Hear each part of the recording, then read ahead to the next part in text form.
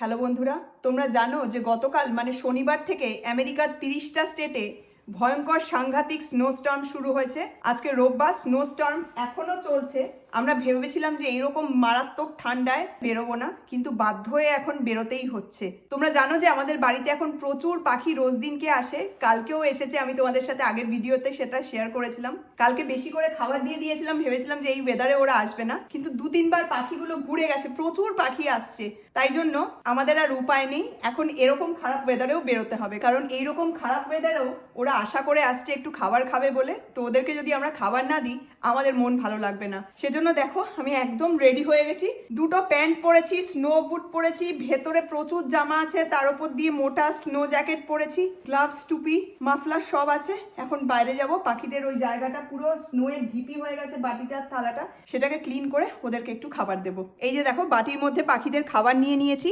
এইগুলো হলো sunflower seeds. পাখিরা এই খাবারগুলো খেতে সব থেকে বেশি ভালোবাসে। তার সাথে সাথে দেখো এখানে পিনাট আছে, মানে চিনে বাদাম, আর তার সাথে এখানে ড্রাইড চেরিজও আছে। আর এই খাবারগুলো খেলে পরে ওদের শরীর গরম থাকে। বিদ্যুৎকে দেখো গরম জামা কাপড় পরে যুদ্ধে নামার জন্য একদম রেডি হয়ে গেছে, হাতে আবার ব্লোয়ারও আছে। নাহলে তো বেরোতে পারবো না, এই সামনের বরফগুলোর ব্লোয়ার দিয়ে একটু ওদিকে সরাতে হবে, নাহলে সব ঘরে ঢুকে যাবে। এক্স্যাক্টলি। বাবা, নেটের দরজা এটা।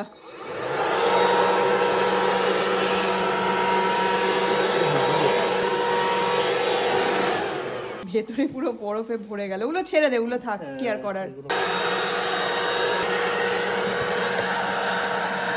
এইবার সিঁড়ি ভিজিবল হয়েছে।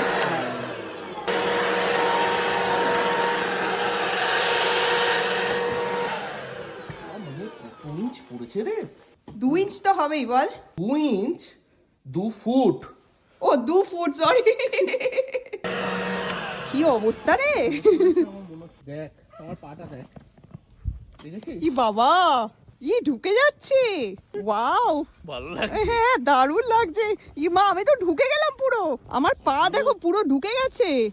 এই দেখো দেখো বাটিটার কি অবস্থা। আইসক্রিম বল হয়ে গেছে।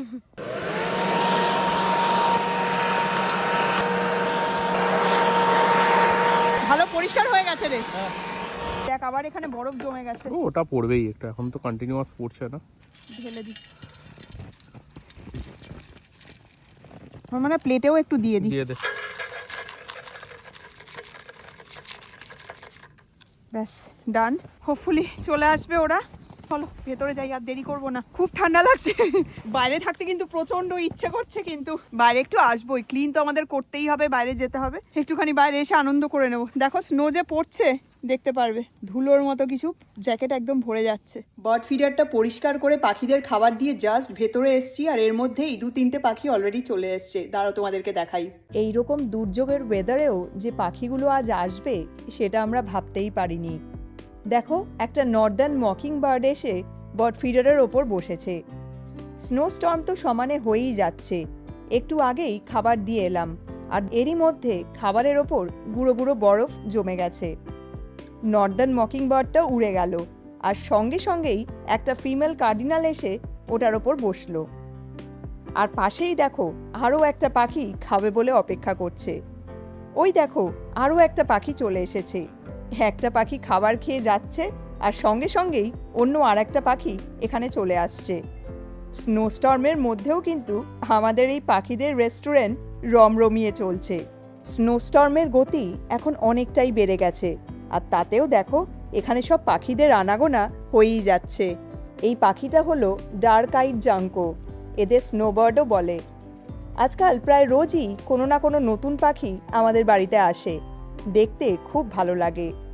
তবে এই দুর্যোগের দিনে যদি ওদের ঘরে নিয়ে আসতে পারতাম তাহলে হয়তো আরও ভালো লাগতো, কিন্তু সেটা তো সম্ভব নয়, কারণ কথায় আছে না, বন্যেরা বনে সুন্দর, তাই ওরা ওদের মতনই থাকুক। পাখিরা যে রোজ আমাদের এখানে আসছে এটাই আমাদের পরম প্রাপ্তি। ওদের দেখেই আমাদের মন একদম ভরে যায়। ওরা ভালো থাকুক, আনন্দে থাকুক, এটাই প্রার্থনা করি। তো যাই হোক, ওরা এখন খাওয়া দাওয়া করুক। তোমাদের সাথে পরের মোমেন্টসে আবার কথা হচ্ছে। Bye bye, take care.